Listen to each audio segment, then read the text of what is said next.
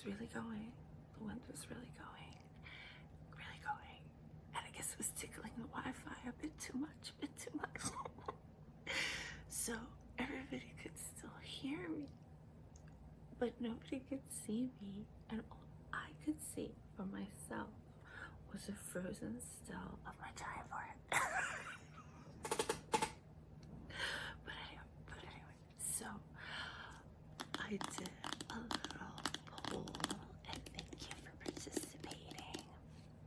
I haven't even drank coffee yet this morning. The storm just made for a very strange sleep.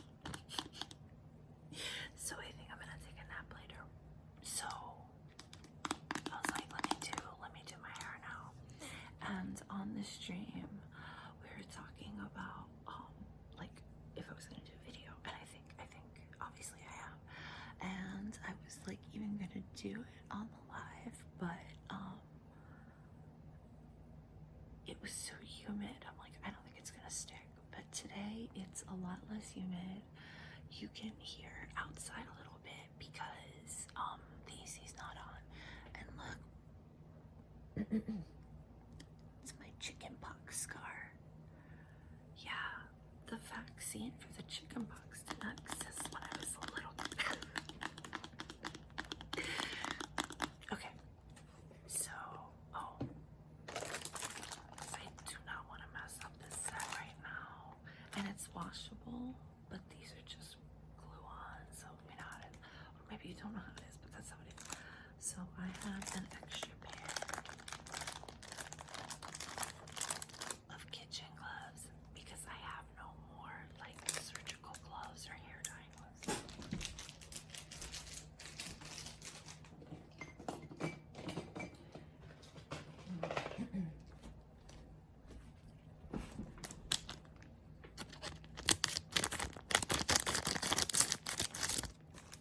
And I'm wearing my blue Doctor Who shirt. I don't know if you guys saw it when I got it. It actually, the panels, I'll just stand up. The panels, they glow in the dark. Their pajamas hot.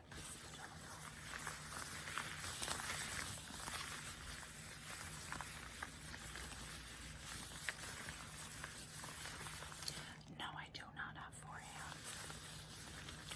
There's 2 pairs in the back.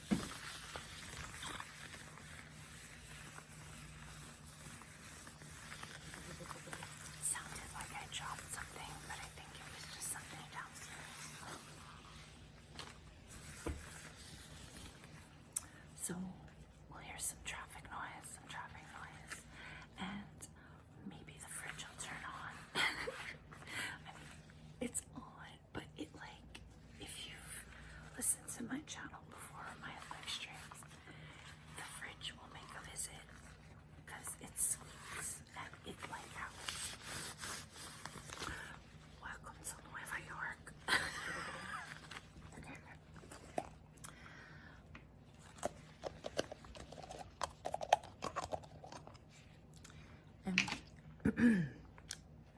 And let me clear my throat. Yeah, I'm not there yet. I was just like kind of stir crazy and wanting to like do something. There we go.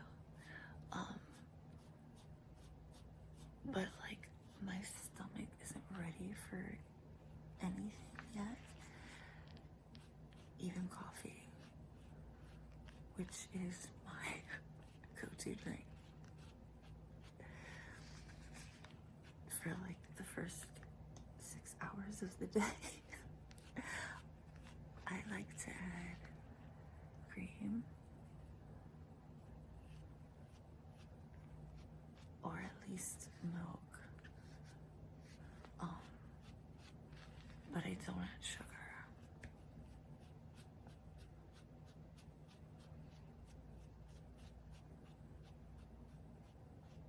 So I just did it like that to show you like how quick it is. And because this is like washable stuff, look how cool it is. It's like it looks like putty. just kind of paint it on. And then, obviously I'm still in my pajamas because once I paint it on, I'm gonna let it sit for a bit. And then in the shower, rinse it out. I won't wash my hair because that'll definitely take the color out. But it usually comes out in like 4 or 5 washes. But you can see like it's light colored. It's a lighter blue when it's in like its paste form.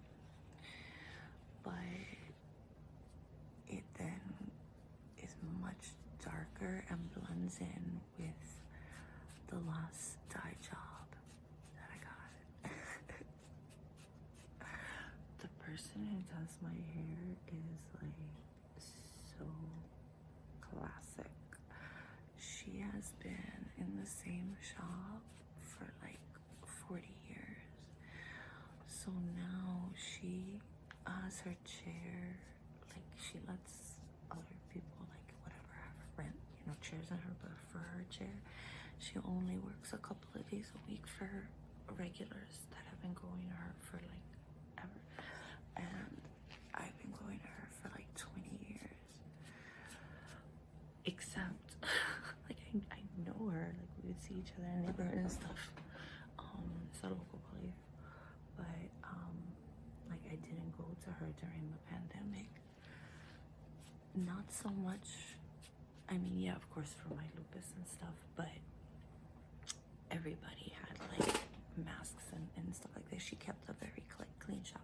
It's not that, it was just that I was so overwhelmed with work. I was a teacher at the time still, and I like didn't think about doing anything for myself at all.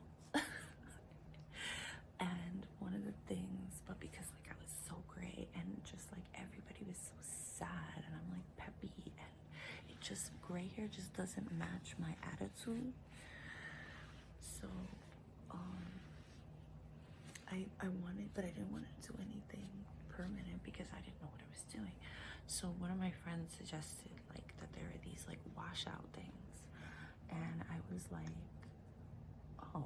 And then I saw that there were indeed online, but I felt like, I don't know, I don't like to shop online, and so I had to go to the drugstore, and I had to go to like in a different section of the city that has more, that actually would have it, because a lot of drugstores, they have the natural colors. You know, there's people who like work in professional jobs. I mean, it's less so now, but like to put blue or purple or red or yellow or green or anything like that into your hair was like for the longest, and I think in a lot of parts of like corporate world and stuff like that, is probably still like that they don't want you to look like a punk, but I am punk.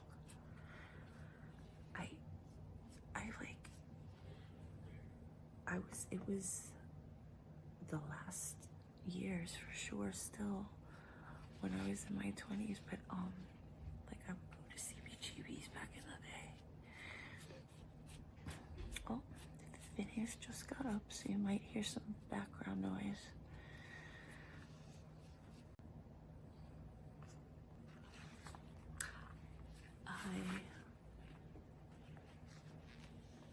I'm back, and I have to figure out which editing software I want to get, because the one I was using, it was fine. Oh, this is why I use the gloves. You can see a little bit comes off, and I don't not feel like scrubbing that out of my nails. Oh, I need to get, that's like my crown. I need to really do that. Yeah, I need a new editing software. I'm like looking to see, because there's like some bigger projects that I want to work on, and the software that I was using is great for ASMR videos, but not for the bigger projects. And I don't know, like, I'm gonna try out a bunch of ones before I make a commitment, because I am old school like that. I am still very much an analog person in my life. When I was in college, I learned how to use the very early days of editing software. And we still had to learn as part of our like coursework the old ways of doing things. So I would have to legit cut and paste film, cut and paste, like, yes, with tape and everything, like, and like special tape. And audio was even harder because you don't have a visual. So you really have to pay attention to sound in terms of where to cut, because you don't have a visual. Obviously, if you have it lined up with a visual, it's easier to do, but you just get used to a different method of editing, which relies heavily on your ear. But now, and then of course they also taught us how to, like, when you look at the volume as a visual, and then where you can cut, you can see it raises. That was a high sound, so you know where, like, you have a visual, but like that was like the 202 level. Like, you in the 101, you had to like do it like the old days. So I do not know if they still like require that as a prerequisite, or if it's more of an elective at this point. Like, oh, do you want to like be a part of the, future that still knows how to do this? All the old timers are gone. I don't know. I can see like the tension in older people. Like, I can see why, because it's like, oh, well, that's not needed anymore. Like, I understand that because I already experienced that myself, and I'm only in my 40s. And I remember people, my parents, my mother, my stepfather, they were in their 40s when I left home. Like, they had 2 little ones. I could fend for myself. And that's, and back in the day, I mean, I really could. Like, it's much more difficult, I think, for kids these days to just get that initial start. I had roommates and all that other stuff. And Phineas and I had met, my husband, for those of you who don't know, had met in college. We were drinking buddies. We didn't start dating until a little bit after college. But regardless, I've been lucky that my life and my core group of friends from the come up, that we're still like around, and we still try to like do stuff. But I really didn't make any like friends. Definitely not in my like 30s, or in my, definitely past my late 20s, because all your friends that you meet are work friends. And like, once you're not at a job anymore, you really don't hang out with those people. And in New York, it's a social town, so there's a lot of expectations on like going to after work things, team building, like parties and stuff. Even as a teacher, they would like do retreats and meetups with other schools and stuff, professional developments and everything, and it's just, I don't know why I started talking about that, but just, I guess, just like pressure to, oh, like socialization, like work socialization. Like you don't really meet anybody when you're older unless you do like community organization stuff, or maybe like, I don't know about like religious stuff, because I don't really, I know older people who still attend services for whatever religion, because in New York it's like everybody's every religion, like I don't even think about it, but most people I know that are around my age or younger do not have any religious affiliation. I do not. When I was little, you know, like the parental units, they tell you what, you know, they want you to do.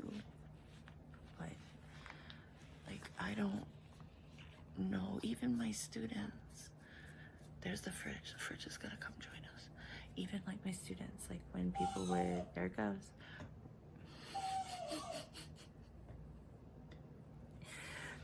If I get the editing software, I'll cut this out. If not, you guys are gonna get treated to this, to the fridgy.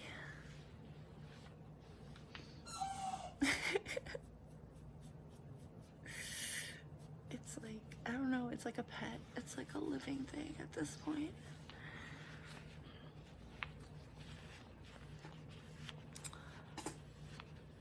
Yeah, it's starting to take in some places and not others.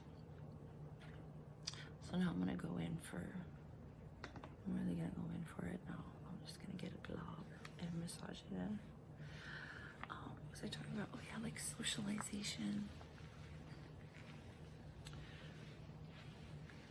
I think it always appears on TV, and like now I guess the internet, even though like I don't have the same perspective as younger people, but from what I have been told and what has been expressed to me is that there are things that people used to do that used to provide like comfort and solace, but now seem to be like really judgmental and rule-based. Like, you can't do that. Who do you think you are to do that? And it's like, do what? What did I do that got you so upset? What did I do? You don't attend service. Yeah, it's not for me. It's not for me.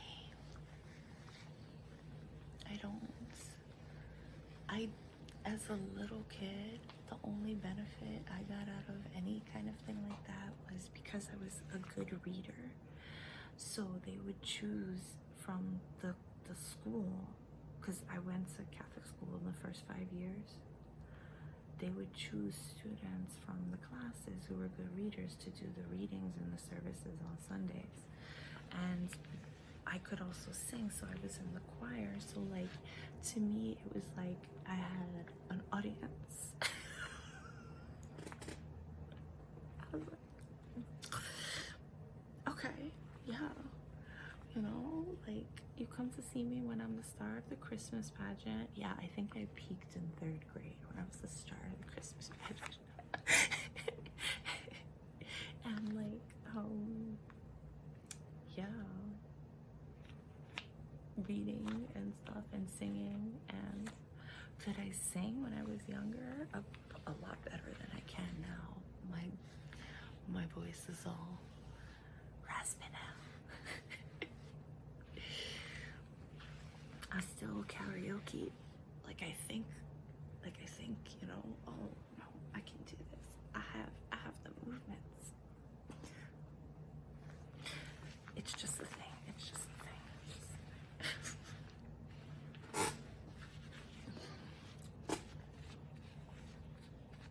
Oh. Okay, it's starting starting to bluify. It's starting to bluify. Yeah. So, just more rambling. Like, I think social media has benefits, obviously, but I think I personally I don't understand videos where it's like, this is how you do it, and da-da-da-da, and if you don't do it like this, then da-da-da, and it's like, let's have some fun. Like, I do prefer more how-to videos where it's like, oh, this is how I do it, and this is like something that you could do for this, that, or the other, but it's not so like it's a rule. It just reminds me of all those teen magazines from the 90s where they were like checklists on like what you need for a date and what you need for this, and it's just like, you don't actually need any of those things. You need to be hygienic, you need to be clean. You need to make sure that your scent is appropriate and that how you're dressed does not offend the person that you're with. That's really, I think, how I look at fashion. I look at it like, where am I going? Who am I going with? Then I'll dress more appropriate to like that person. But generally, I dress for my mood. Yeah, so it's like, why is that girl wearing a tennis skirt and a Scooby-Doo tank top? And she's in her mid-40s. Because I want to. Because, like, I'm feeling like I want to investigate something. I don't know. I wear what I want, but if, like, I'm not dressing up to go to the grocery store. It's a crop top and jeans. It's just how I roll. Just in general, and always have. I am horrified that the whale tail is back.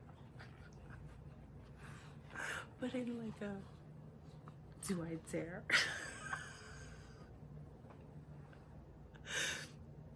Yeah. I remember, like sometimes it happens on accident because those jeans were so low rise that like you had to buy specific undies to be low if you didn't want the tail to show. And I don't know. I am strange enough as it is. And so like, I think I did it like once or twice, but like in a way that I could hide it. That shit is so funny. But anyway, thanks for hanging with me while I made an attempt to bluify my hair. Definitely need to wash it out, and then we'll see what happens. It's a tint, so it'll just look like Auntie needed a moment. I think Auntie needed a moment. Is she feeling blue, or is she just feeling strange? She's feeling strange because anyway, I'm gonna stop rambling so I can put this in the editing software and clip the two pieces together. Yeah, because I have a free trial. We'll see. But anyway, till next time. Thanks for hanging with me, and I'll see you in the next one.